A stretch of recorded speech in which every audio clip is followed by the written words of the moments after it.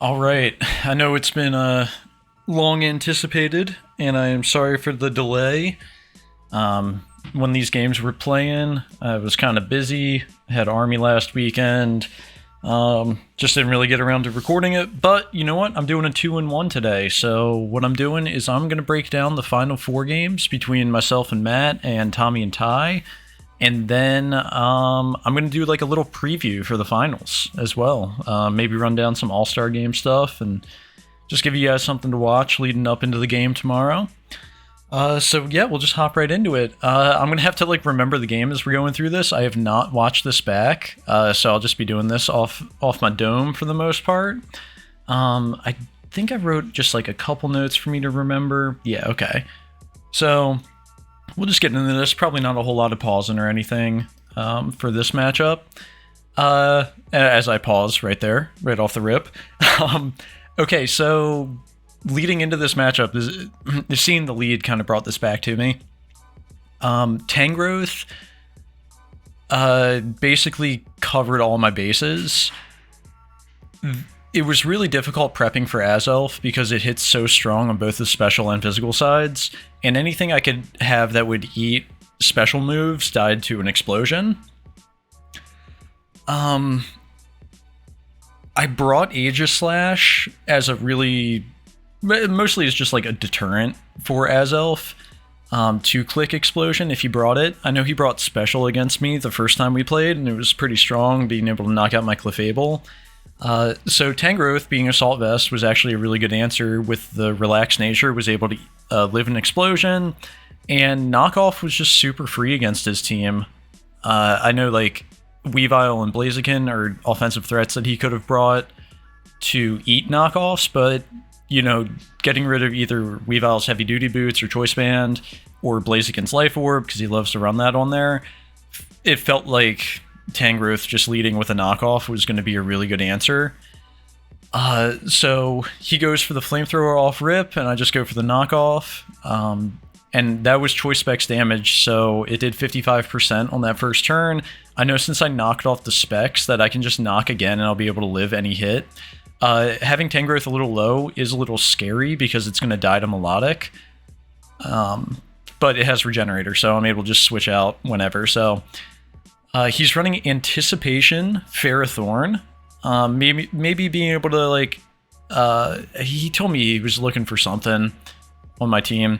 Now, this was a calculated decision to eat the knockoff.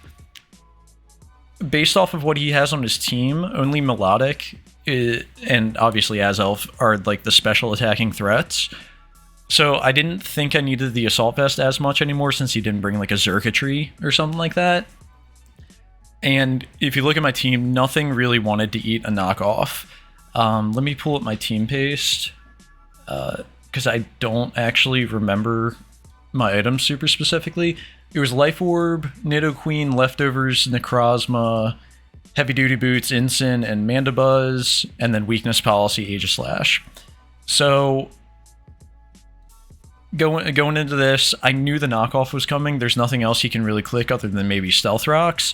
I didn't want Mandibuzz to have to switch into Stealth Rocks without Heavy Duty Boots, so I needed that to not get knocked off. Nidoqueen is really my only offensive threat against Melodic, and I have to have the Life Orb on it for Thunderbolt to do any sort of significant damage. Aegislash was a consideration. It just wouldn't be able to kill Weavile, so like I would get the knockoff on the Weakness Policy, boost me up. I'd get at least one kill with it, but then Weavile would just come in and kill me afterwards, because I wouldn't be able to do nearly enough with Shadow Sneak. So I just decided, let Tangrowth lose that, and I just start getting like the greatest Focus Blast luck of all time. Matt's getting a little tilted by that. I hit 3. Like, it's just, it was 3, right? 1, 2, 3, yeah. Crazy. So here I knock off Klefki's Light Clay. Once again, I realized Melodic is going to be really, really difficult to kill already this early in the game. And I know Klefki can't really do a whole lot to me. You know, if he wants to Toxic me, that's fine.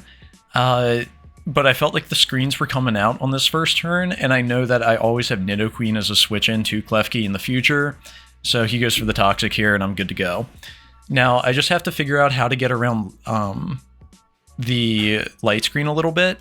Here, once again, I know I have to keep the Life Orb, but I was really considering not killing Ferrothorn here and maybe switching back into Tangrowth and just stalling some more light screen turns, but I decided just, you know, get rid of it.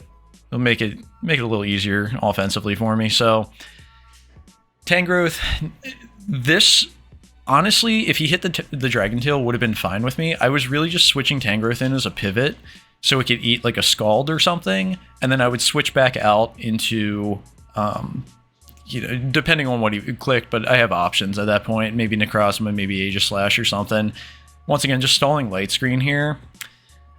And since he missed that, then I'll just go ahead and get a Giga Drain up. He's Light Clay, so I still have a lot more turns of light screen I need to play around.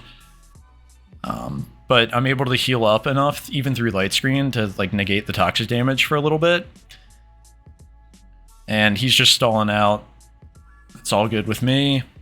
But this is around the time where I'm like, all right, this is a little concerning. This light screen is not ideal. He was spamming Recover, felt like it was pretty safe to go into Nidoqueen here, not have to eat like a Scald or something. And right here, I just decide, you know what, I need to get damage on it. I need to chunk it. And Nidoqueen was going to be a good answer, obviously, for Klefki, but it was also a good answer for Xurkitree, which he doesn't have. Against the rest of his team, it's... I mean, Cloyster, if it boosts, is going to be faster than me. I think I EV'd Nidoqueen to be faster than Adamant Cloyster, but... like Azelf and Weavile are obviously going to be able to knock me out from here, so I just need to start getting damage on Melodic. The burn's a little unfortunate, putting me on a timer. And this turn, I really thought he was going to just switch out and go into Klefki, but I was too pussy to click Flamethrower. If I click Flamethrower right there, I have a significantly easier time dealing with Melodic because I don't have to take another burn turn with Nidoqueen. I can get it out based off of what he goes into afterwards. But he ends up going into Klefki, and then he gets the Light Screen up, and I just kill it so I don't have to deal with Light Screens in the future. So I just got 4 more turns that I have to figure out here. Azelf comes in. I know it's no longer choice locked into anything. Flamethrower, great call on his end. I barely live, but I decided Tangrowth can get sacked at this point. And he can't really do a whole lot to Necrozma, so I'm just going to go ahead and knock it out here. Photon Geyser is a pretty good mid-ground. Even if you want Weavile, that's fine. I'd be able to see an item, which he goes into here. Like, alright, Incineroar, best Weavile counter in the game, get knocked off. I end up forgetting about the knockoff, which is a little unfortunate. Right here, really unfortunate. So, based off of my calcs, Incineroar is going to be slower than Melodic. I did not have enough offensive investment in Larbin Jarms to kill him with any move I had. So I had to go into...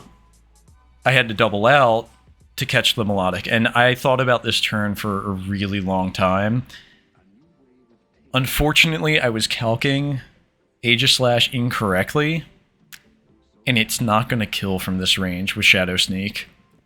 I guess I didn't have the burn on Melodic or something, but this game nearly... Like, at this point, when I realized it's not going to kill, I basically freaked out. I thought there was no way I was going to be able to kill Melodic from here. So now I just start fishing for Shadow Ball drops. I have to get a Spadef drop. The crit was nice, but he's just going to keep recovering. I have to get a special defense drop, and I'm freaking out. I'm like, there's no way this thing's going to end up dying. Oh, it was really annoying here. You got the crit. You know, if that's fair, I got a crit on him too. Spadef drop would have been massive. Didn't get it. So I know he's going to recover. I know he's going to recover again, but I was too soft and I King Shielded. It's too risky to take a Scald in Blade form when this is the only thing that's really doing a whole lot of damage to him. Unfortunately, get burnt now. I'm on a timer. I finally get the Spadef drop. Right here, go for the King Shield. once again, it was a bad call on my end. At least one of those turns, I should have just went for the attack. It was pretty obvious. Gets another crit on me, but it is whatever. Aegislash was kind of on a timer. Okay, so it's at 52% here. I have to go Nidoqueen, and I have to just throw off a Thunderbolt. There were a couple considerations here. What was I running on Nidoqueen? Yeah, the Earth Power, like mid-ground, because I think Earth Power kills. Let me see the Thunderbolt damage. Yeah, Earth Power 100% kills Weavile. I was considering possibly Earth Powering the Melodic, because then it would be weak enough where I can go into Necrozma afterwards, even if he stayed in and killed my Nidoqueen. If he went for the Recover or something, I think Earth Power with a minus Spadef drop would have done a ton of damage still. And killing Weavile would have been obviously super huge. So I keep Nidoqueen as a sack. I forget about the heavy duty boots on the Larbin Jarms. He goes for the Brick Break, which is actually going to get the 2-hit KO on me. But I did the calc and I realized, okay, he's banded. Obviously, he was taking rocks damage. I can go into Necrozma here. I kind of threw once again. I should have just went for the Earth Power. I don't know what I was thinking. But after rocks plus burn plus an Earth Power, I would have killed with Photon Geyser. Thankfully, I hit the Heat Wave, and I still kill at 22% with Photon Geyser. But, dear lord, I was freaking out. Still a little sketchy here. You know, if he rapid spins or something, he's able to get Weavile in. Weavile just wins. But, good news, he was not rapid spin Cloyster. And my Photon Geyser kills from 76% with Necrozma, and that's it. So, fantastic game to Matt. I mean, like, I was freaking out. I was not comfortable at any point during this match. He played incredible. He didn't bring Circuitry or Blaziken, threw me way off in the team preview right before the game. I was all over the place, but yeah, really well played on his end. I think I played really good to keep Melodic low. Obviously, I'd made a couple misplays with Aegislash, and you know, I'd never wanted Toxic on Tangrowth too. That obviously made it so Melodic could beat me 1v1. But you know, I played to my win con, and it was a really solid game. I mean, I went 39 turns. That's a pretty solid. Can't really ask for a whole lot more in a Final Four game. All right, switching over now. Other Final Four, Ty versus Tommy. Ty was running a really funky Grimmsnarl with Ring Target and Trick, but not Prankster. That way he could even do it onto Tyranitar if he needed to. Or Obstagoon or something. Really sick tech, because Tommy has a lot of immunities with Swampert being immune to Electric, Weezing being immune to Dragon. And yeah, that was just really well played on his end. You know, Swampert's a fantastic Keldeo answer, really good answer to Coco and Thundurus. So here, like, just thinking of like a possible better situation where Grimmsnarl's so versatile, you don't know what it's going to be. Is it going to be dual screens? Is it going to be some trick shenanigans? Is it going to be offensive? It has a really high base attack stat that can hit super hard. So, like, if he's offensive, Weezing is a fantastic answer. Generally, Grimmsnarl is going to be something that's like a support type. So, I can't remember. Was he running Taunt on Thundurus? That is Team Builder. That is the wrong one. There we go. Thundurus was not running Taunt. So, I don't know. At this point, it's not like Weezing is a bad play by any means. I'm trying to think if there's a better play here. Like maybe Tyranitar, maybe. But yeah, so the Ring Target goes on to Weezing here. And this is me saying maybe it's a better play had he known it had Trick and Ring Target, right? So, you know, Strange Stream hitting this, super effective, great. Hits Goodra super effectively, but Goodra's so fat that it only does 35% and procs its weakness policy. Now, with the ring target on, Gudra against his team can just throw off a Draco Meteor without any sort of repercussions. So he chunks it down, and off the miss of the Draco, obviously. So yeah, Draco wipes out Weezing. Unfortunate play here going into Swampert.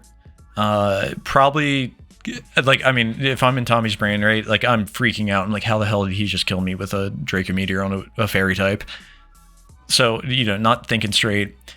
He's ran Power Whip before on Gudra, so, like, that may have been something that you prep for, and then just forgot about with Swampert, because after he uses the Draco, his special attack's nothing crazy at that point, so going into, like, Tyranitar or Tyrantrum or something, like, is viable. Tommy probably knows he has Rock Slide, so, you know, don't go into Volcarona against it, obviously. So he goes into the Tyrantrum here, and see, he switched out. Could have just done that on the first turn and still had Swampert in the back. Not a huge deal. Keldio's obviously a problem now without Swampert. So there we go. Scald Burn, and yeah, great knockoff on Tommy's end. Heavy duty boots obviously aren't super important right now for Tyler, so pretty fine middle ground going into that. Let's see. Yeah, Keldeo, man, without Swampert, it's so tough to deal with. Calm Minding up like an absolute savage. Now, I don't necessarily know why he doubled there. If Tyler was scared of him or something or another. Pretty free Calm Mind. Ty probably realized nothing Tyranitar could kill him. And now he is just incredibly boosted up. Keldeo, thankfully Thundurus is still alive. Yeah, just don't have to play the mind games there. Just get rid of the threat. But yeah, oh yeah, so the crit there mattered. Tommy, yeah, that definitely mattered. So, right, he was +2 special defense, so I mean, that was huge. I mean, Keldeo may have swept if he didn't crit right there. That's crazy. Let's see, Thunderous Volt switches out. And right here, yeah, I mean, what are you going to do? Expect physical Life Orb Coco again? Like, that's crazy. Right here, Tommy's last hope is just Dragon Dance. Just Dragon Dance up, but didn't go for the Dragon Dance. And then even with the Dragon Dance, he would have needed a crit to kill Garchomp at that point. So, really good game. Really exciting seeing Ty pull out that secret tech of the ring target, and then Gudra just going in on Weezing. Yeah, really cool stuff. Let's see here. I'm gonna pause the recording for a second, and I'm gonna make sure I got the dimensions right, and I'm gonna do a little breakdown of our finals matchup for me versus Tyler. So give me 1 sec. I'll be right back.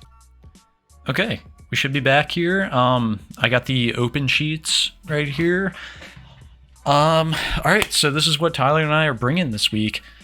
I'm bringing Mandibuzz with Foul Play, Default, Roost, U-Turn, Tangrowth with Earthquake, Knockoff, Giga Drain, Rock Slide, Clef with Stealth Rock, Moonblast, Trick, and Soft Boiled, Lele, Dual Screens, Moonblast, and Thunderbolt, Necrozma, Dragon Dance, Photon Geyser, Heatwave, Ironhead, and Volcanion, Steam Eruption, Flamethrower, Substitute, and Toxic. Let's see, you might be able to see the Toxic there. Something like that. Alright, well, it might be a little cut off, it's fine. Alright, and then Ty brought Coco with Light Screen, U-Turn, Discharge, Defog, Kartana, Knockoff, 4 attacks. Okay, Knockoff, Smart Strike, Sacred Sword, Psycho Cut. Garchomp with Earthquake, Poison Jab, Toxic, Stealth Rock. Thunderous with Knockoff, Thunderbolt, Psychic, Sludge Wave. Keldeo, Scald, Secret Sword, Icy Wind, Endeavor. And Gudra, 4 attacks again with Sludge Wave, Thunderbolt, Surf, and Acid Spray. So this is, for the most part, I expected at least 5 of these, right? I think I was expecting Garchomp over Grimmsnarl, those were kind of 50-50, but I was definitely expecting Araquanid over Keldeo. Not a bad pick on ties and by any means. Like Keldeo just goes ham. Plus he brought such a super fast team. Like when you just look at our team comps, like Goodra is just as fast as my fastest Pokemon, which is Mandibuzz. That's just like outrageous, right? Like so everything else is just like icing on the cake. He's gonna have the speed advantage, like unreal. But my main takeaways from this, just looking at Ty's team, I like he's got a supporting Coco. Now Coco, even with just like discharge, can still be like very offensive, so always have to keep that in mind. Kartana running like 4 attacks. So there's no Swords Dance, which I'm personally happy with. Kind of leads me to believe it might be like a Scarf variant, even maybe like an Assault Vest variant, something like that. I know you don't want an Assault Vest to base 31 special defense, but could be useful. I don't know. With the light screen, it's probably unlikely, but so I'm kind of thinking like a Scarf or something. More of like a supporting Garchomp than what he's normally ran. He has ran like a Tank Chomp before, but it's generally had like Swords Dance with it. So with this, definitely sacrificing a lot of offensive pressure, but Toxic's a super strong call versus me. Tangrowth and Mandibuzz do not appreciate it, so that was a really smart play bringing that. And I mentioned those two because those are, likely switch-ins to Garchomp. Like, just looking at my team overall, like, my defensive cores are, like, Clefable, Tangrowth, Mandibuzz, Incineroar, but I wouldn't use Incineroar against Garchomp anyway. But he has the poison coverage for Clefable as well, so even if he runs, like, an offensive Garchomp with this set, that can hit Clefable super strong still. Thunder has 4 attacks again. He ran Assault Vest versus me back in week 4. Possibly seeing that again. One thing to note is neither of us brought any sort of hazards in week 4. And I want to say he didn't even bring any sort of hazard removal on his side. So little change of pace with this. Both of us brought hazards and both of us brought removal. I got Stealth Rocks on Clef and I got Defog and Mandy. He's running Defog, Coco, and Stealth Rock Garchomp. So Thunderous, it could be heavy duty boots now that he sees that I'm bringing some like rocks or something. But it could be Assault Vest still, and he wouldn't lose any sort of value because he still has 4 moves. He wouldn't be wasting like a move slot or anything. Thunderous, really, really good coverage here. He's running Knockoff instead of Dark Pulse this time. More utility. Dark Pulse probably wasn't going to like Oko Necrozma or even like Aegis/Shield form anyway. Thunderbolt's going to do a ton of damage off of that. Plus, catch a knockoff on the switch or something. That'd be great. Keldeo, really interesting set here. Leads me to believe that it could be like some sort of like Focus Sash set with the Endeavor. Since it's so fast already, it doesn't need to run like a Custap Berry.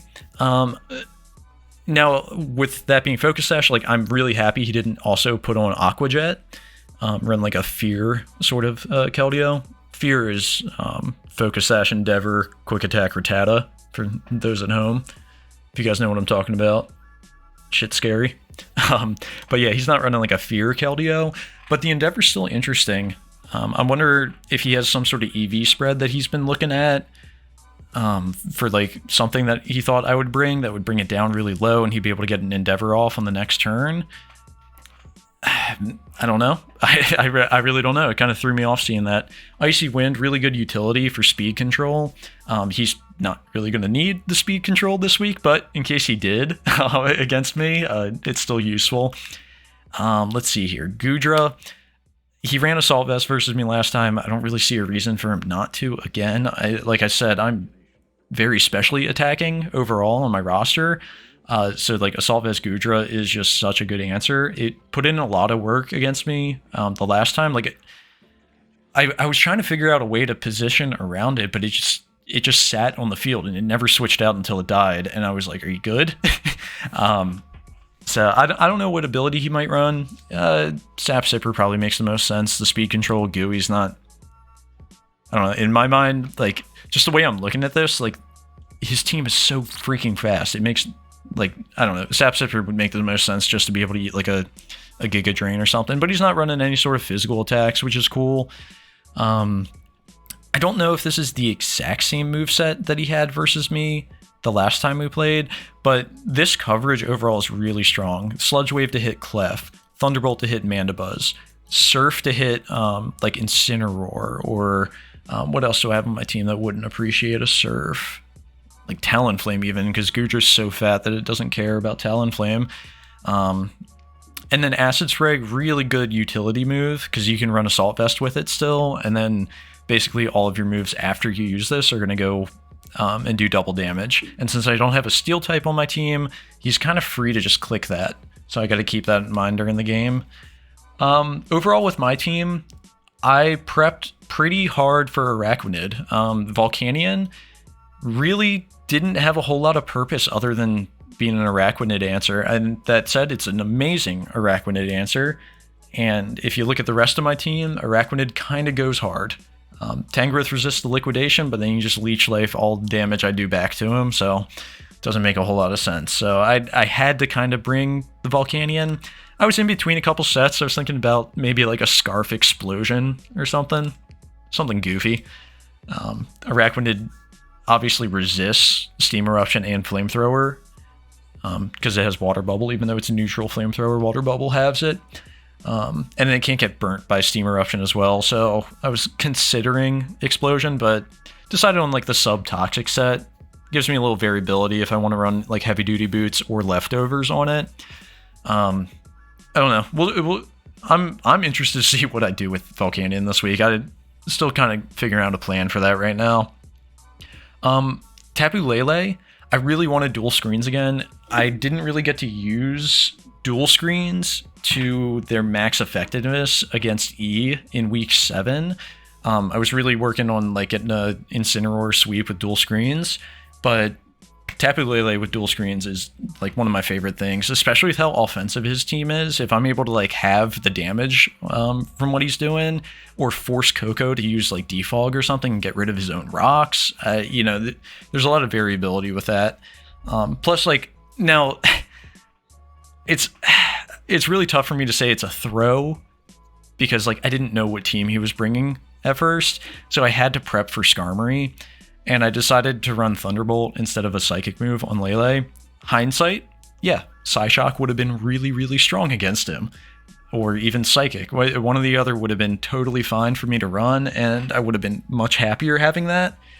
Because like Thunderbolt does not do a whole lot for me. Like Moonblast already hits Keldeo super effectively. I mean, I guess if I get Electric Terrain up or something, I can T-Bolt, but like what am I T-Bolting into? Moonblast is still going to do more against Kartana. I don't hit Thundurus or Garchomp with a Thunderbolt, and then Moonblast hits Goodra way harder than a Thunderbolt does, so probably not clicking Thunderbolt this week, unfortunately. A little wasted move slot there. Clefable, I brought it against him in week 4, and I ended up having to sack it to Coco kind of early on in the game. It didn't really get to do a whole lot here. I really wanted to bring rocks against him. I did not want him just to have free pivots with all that momentum he has. Thankfully, he only has U-Turn this week. He didn't bring Flip Turn, and he didn't bring Volt Switch on Keldeo and Thundurus, respectively.